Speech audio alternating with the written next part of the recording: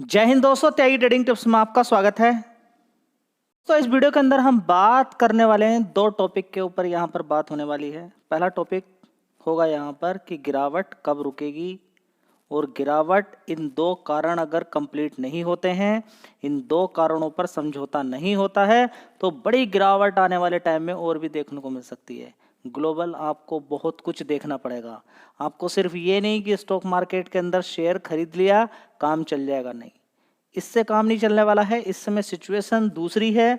अब से 1 साल पहले कुछ और थी, 5 साल पहले कुछ और थी, और 5 साल के बाद कुछ और हो सकती है। इस समय मुद्दे कुछ और हैं जो कि आपको समझना पड़ेंगे। अगर आप नहीं समझते हैं तो बड़ी दिक्कत हो सकती है, क्योंकि मार्केट ठहर सकता है कुछ समय के लिए, गिरावट हो सकती है।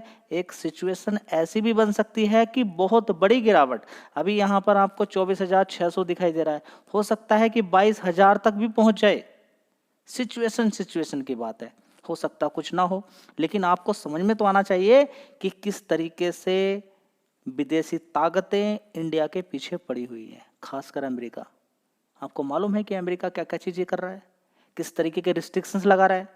अभी तक हम अमेरिका से अच्छा खासा व्यापार करते थे, टेक्सटाइल को लेकर हो या आईटी सर्विसेज को लेकर हो, फार्मा सेक्टर को लेकर हो, ज़बरदस्त। और आज अमेरिका जो नंबर 1 पर है वो हमारी वजह से ही है। इसके बारे में चर्चा होने वाली है। साथ ही एक शेयर जिसने 6 महीने का अपना प्रॉफिट लोन के रूप में दे दिया है। लोन के रूप में का मतलब ये नहीं कि लोन उसने लिया है, नहीं, या लोन चुकाया है, नहीं। वो लोन वाली लोन देती है, फाइनेंस करने वाली है। रेलवे फाइनेंस करती है, रेलवे को फाइनेंस करने वाली कंपनी है। उसने एक दूसरी कंपनी को लोन दिया है, वो भी 6 महीने का जो प्रॉफिट था वो लोन के रूप में दे दिया। उसके बारे में यहाँ पर चर्चा होने वाली है, क्या वो ठीक है क्या नहीं है, क्या रिस्क है वहाँ पर। चलिए, तो आप समझ रहे हैं यहाँ पर कि अमेरिका क्या काम कर रहा है। आपने सोचने की कोशिश की, क्या आपने ये सोचने की कोशिश की कि अमेरिका ने रसिया को किस तरीके से बांध के रखा हुआ है? क्या आपने सोचने की कभी कोशिश की कि ईरान का क्या हाल किया है? क्या आपने कभी सोचने की कोशिश की कि उत्तर कोरिया का क्या हाल किया है? और अभी इंडिया के पीछे जो बुरी तरीके से पड़ा हुआ है वो क्या क्या काम कर रहा है? समझ में बात आई आपको? आपको लग रहा होगा कि इंडिया की किस तरीके से इकोनॉमी को कम किया जाए। देखिए, बर्बाद तो नहीं किया जा सकता है, लेकिन इकोनॉमी को कम किया जा सकता है। क्यों? क्योंकि हम पूरी तरीके से पूरी जीडीपी का अगर देखते हैं तो अमेरिका से कितना व्यापार करते हैं। तो देखिए, होता बहुत कुछ है, आप समझने के लिए समझे, बहुत कुछ होता है। सबसे पहले आप समझिए कि ट्रंप पाकिस्तान के प्रधानमंत्री और मुनीर के साथ कैसे खड़े होकर फोटो खिंचवाता है और उनसे कहता है कि मुझे क्या चाहिए, नोबेल दिलवाइए मुझे। और वो अगले दिन अनाउंसमेंट करता भी है कि हाँ, कि राष्ट्रपति को, ट्रंप को शांति नोबेल पुरस्कार मिलना चाहिए।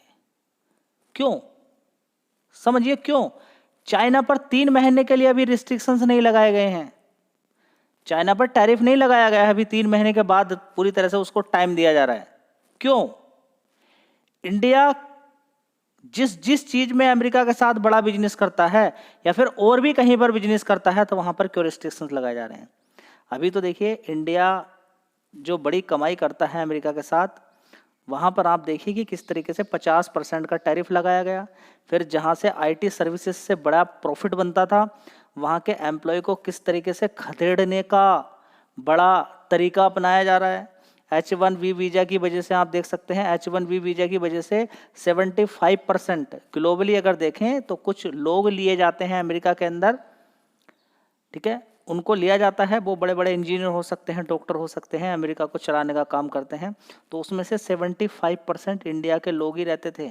अगर अमेरिका कुछ आज है और नंबर 1 पर है, और उसने बड़ी बड़ी मिसाइलें तैयार की हैं या बड़ी बड़ी टेक्नोलॉजी तैयार की है, या आज बड़े बड़े प्लेटफॉर्म जो सोशल मीडिया के प्लेटफॉर्म हैं, वहाँ पर अगर वो है आज, तो उसके पीछे का सबसे बड़ा कारण इंडिया है। लेकिन अब वो इंडिया के पीछे ही पड़ गया। क्यों? क्योंकि अगर नंबर 1 पे रहना है, या तो तरक्की कीजिए, नहीं तो चाइना निकलने वाला है, फिर धीरे धीरे करके इंडिया भी ऊपर आ जाए और तीसरे नंबर पे पहुंच जाए अमेरिका। समझ बात आई? आप समझिए, पहले बहुत कुछ अमेरिका के अंदर भी बहुत कुछ। देखिए, विकास नहीं किया जाएगा तो 2 चीज़ें हैं, दो चीजें हैं कि अगर विकास आप नहीं करोगे तो दूसरे देशों को बर्बाद करो, तभी आप नंबर 1 पे रह पाओगे, नहीं तो नहीं रह पाओगे। और एक बार आप नंबर 1 से हटे तो समझिए वैल्यू खत्म, वैल्यू खत्म, कुछ नहीं बचेगी। तो यहां पर टैरिफ लगा दिया, फिर H1B वीजा की वजह से जो बड़ा रेवेन्यू, बड़ा पैसा निकल कर आता था इंडिया का, वो खत्म कर दिया। H1B वीजा में क्या बोल दिया है कि 88 लाख रुपए पर पर्सन को देने पड़ेंगे, पर पर्सन के देने पड़ेंगे उस कंपनी को जिस कंपनी के अंदर वो जाएगा। मतलब कि कोई एक आदमी है, वो TCS के अंदर गया या फिर और अमेरिका की कोई कंपनी है उसके अंदर जा रहा है, तो अभी तक क्या होता था, जिस कंपनी के अंदर वो जा रहा है वो अमेरिकन सरकार को 1 लाख से लेकर 2-3 लाख रुपए तक दे देती थी फीस के रूप में अभी तक। लेकिन वही फीस बढ़ा के 88 लाख रुपए कर दिया। कितना? 88 लाख। इसका सीधा मतलब आप समझ रहे हैं कि इंडिया के किसी भी लोगों को नहीं लेना है। समझ बात आई है? हम ईरान से तेल लेते थे, उस पर लगा दिया रिस्ट्रिक्शंस, नहीं ले गए। वेनेजुला से हम सस्ता तेल लेते थे, उस पर भी रिस्ट्रिक्शंस लगा दिया। अब बोला जा रहा है कि आप रसिया से तेल नहीं लेंगे। तो क्या समझ में आपको आ रहा है? अभी तक आपको समझ में आ रहा सारी बातें कि क्या क्या चीजें चल रही हैं? देखिए, हम हार मानने वाले नहीं हैं। इंडिया ने हार मानने के लिए बिल्कुल मना कर दिया, झुकने के लिए बिल्कुल मना कर दिया। कितना बड़ा हमारा नुकसान होगा हम झेल लेंगे, लेकिन ऐसा नहीं कि हाँ कठपुतली की तरह से काम नहीं करेंगे हम, कि आपने ये बोल दिया यहाँ बैठिए तो हम यहाँ बैठेंगे, वहां बैठना तो वहां बैठेंगे। उससे काम नहीं चलेगा, क्योंकि आज जो कुछ भी हो वो इंडिया की वजह से हो, और इंडिया ही बाप है अमेरिका का। ओवरऑल मिला के देखेंगे, क्योंकि टैलेंट ही चलाता है ना किसी देश को, तो 75% तो लोग इंडिया के ही जा रहे हैं। जो आपके देश के अंदर टॉप क्रीम है वो इंडिया की है, समझिए, इंडिया की है। तो आज जो कुछ भी हो आप इंडिया की वजह से हो। इंडिया को निकालिए तो आपका बर्बादी के दिन शुरू हो रहे हैं। निकाल के आप टैलेंट को निकाल के कूड़ा भर लीजिए, पता चल जाएगा आपको कि आने वाले टाइम में क्या चीजें देखने को मिलेंगी। ठीक है, तो हमसे मिसाइल लीजिए, वहां से व्यापार मत कीजिए, वो मत कीजिए। तो इंडिया ने भी टर्म एंड कंडीशन रख दी, भाई हम तेल रसिया से सस्ता नहीं लेंगे तो किससे लेंगे? हमसे लो, महंगा क्यों लेंगे हम आपसे? हम अभी तक आपसे भी लेते थे। कुल मिला के एग्रीकल्चर फील्ड के अंदर आना चाहता है अमेरिका कि हमारे ये चीजें लीजिए। डेयरी प्रोडक्ट के अंदर आना चाहता है। कैसा कैसा दूध है और समझ में नहीं आता। यहाँ पर देवी देवताओं को दूध चढ़ाया जाता है, एक शुद्ध दूध रहता है। वहाँ के दूध कितनी चीजें से इंजेक्शन लगा के, क्या क्या चीजें खिला के उसको दिया जा रहा है दूध, वो किस तरीके से कौन स्वीकार कर सकता है? और वो मीट वाला, भैंस को भी गाय को भी मीट खिला खिला के वो दूध लिया जाता है। तो समझिए कि कितनी बड़ी दिक्कतें हो सकती हैं। ठीक है, ये बातें देखने को मिल रही हैं। तो आप समझिए कि किस तरीके से घेर कर अभी रखा गया है। तो दोस्तों, अमेरिका का काम क्या है? किसी देश को बर्बाद करने के लिए वो किसी भी हद तक जा सकता है। समझिए, नेपाल के अंदर आप देखेंगे कि किस तरीके से क्या हुआ है।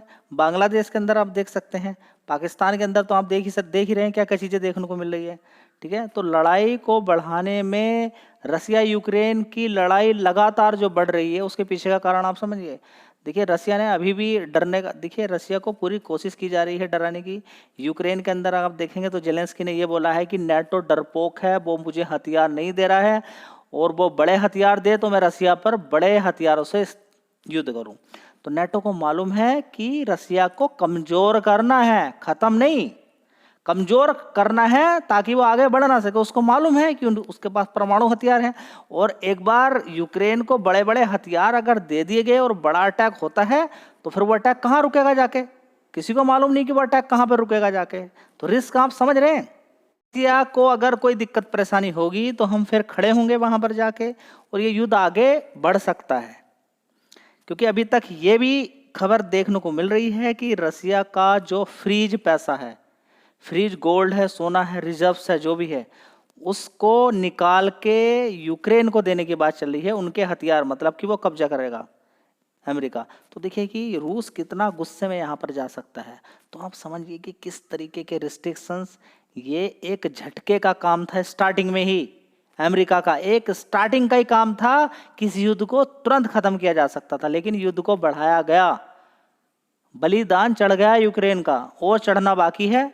क्योंकि कभी 100 कभी 150 इस तरीके से लगातार वहां की इमारतें गिरती जा रही हैं, ड्रोन लगातार वहां पर अटैक्स चल रहे हैं, बड़ी बड़ी मिसाइलें गिर रही हैं, दोनों साइड से ही अटैक देखने को मिल रहा है। एक गैस की रिफाइनरी पर अटैक कर रहा है, एक बड़ी बड़ी इमारतों पर अटैक कर रहा है। ये युद्ध आगे की तरफ बढ़ता हुआ जा रहा है। बस ये आगे थोड़ा सा और बढ़ा तो खतरा ग्लोबली देखने को मिल सकता है। मैं ये नहीं कह रहा कि आगे बढ़ेगा ही या इंडिया की डील नहीं हो सकती है, लेकिन डील के पीछे के बड़े बड़े रिस्ट्रिक्शंस हैं, कारण है।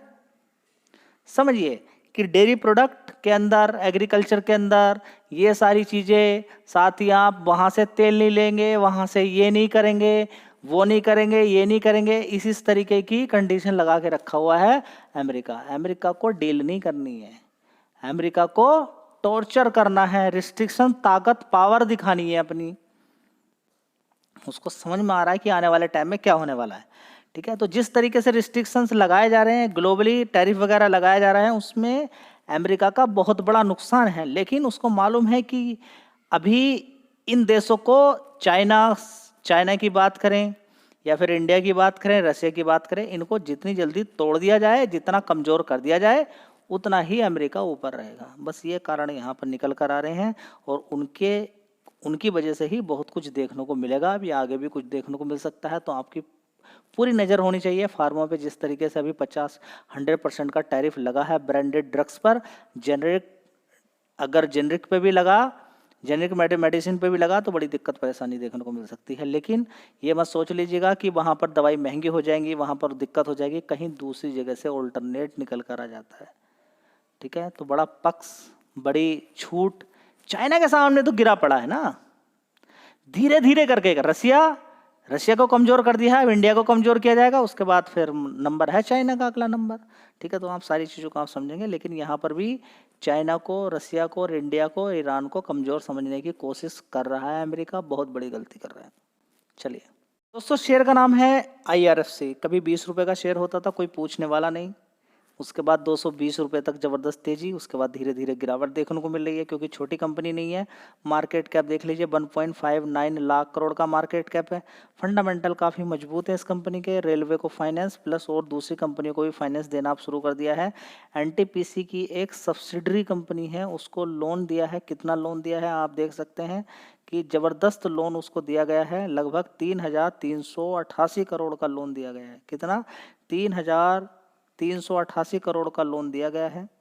ठीक है, ये कंपनी का नाम देख लीजिए, PBUNL। ठीक है, तो ये कोयले का यहाँ पर खनन किया जाएगा, कोयले के डेवलपमेंट के लिए ये सारी चीज़ ये लोन को सैंक्शन किया गया है। ठीक है, देख सकते हैं यहाँ पर कोल ब्लॉक के लिए। ठीक है, ठीक है, तो आप समझ सकते हैं डेवलपमेंट कहाँ पर होने वाला है, झारखंड के अंदर। ठीक है, तो रेलवे के अलावा कंपनी, दूसरी कंपनियों की जो पावर सेक्टर वाली कंपनियां हैं, उनको भी लोन यहाँ पर देती हुई कंपनी नज़र आ रही है। ठीक है, तो अब आप कहेंगे कि ये लोन दे दिया है यहाँ पर इतना बड़ा, तो ये आप समझेंगे कि ये लोन कितना है, 3,388 करोड़ का। क्वार्टरली बेसिस पे देखेंगे तो 1,700 करोड़ इस तरीके से कंपनी का प्रॉफिट रहता है। कितना? क्वार्टरली। तो ये 6 महीने का प्रॉफिट लगभग कंपनी ने लोन के रूप में दे दिया है। क्या ये दिक्कत परेशानी वाली बात है? कुछ नहीं है। देखिए, अगर एक कंपनी, जो सरकारी कंपनी को पैसा नहीं देगी तो देश कैसे तरक्की करेगा? ये तरीका होता है। कंपनी, देखिए, पैसा आएगा, पैसे से काम होगा, उसके बाद बिजली बनेगी, आगे काम बढ़ेगा, देश आगे तरक्की करेगा। इसी तरीके से आगे काम चलता है। धन्यवाद।